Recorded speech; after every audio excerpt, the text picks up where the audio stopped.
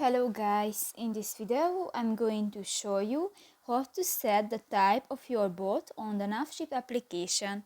But first of all, I just want to mention, please don't forget to subscribe to our channel because at 100,000 subscribers we are going to show you our YouTube revenue statistics and growth strategy, how to make money online. So let's jump into it. First of all, open the application on your device.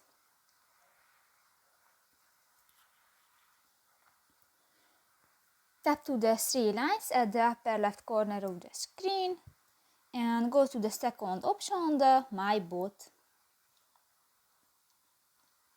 In the boat section you can find the first option, the boat type, and here you can select kayak, rowboat, dinghy, sailing boat, small motorboat, big motorboat or yacht, and just select one and click that and done.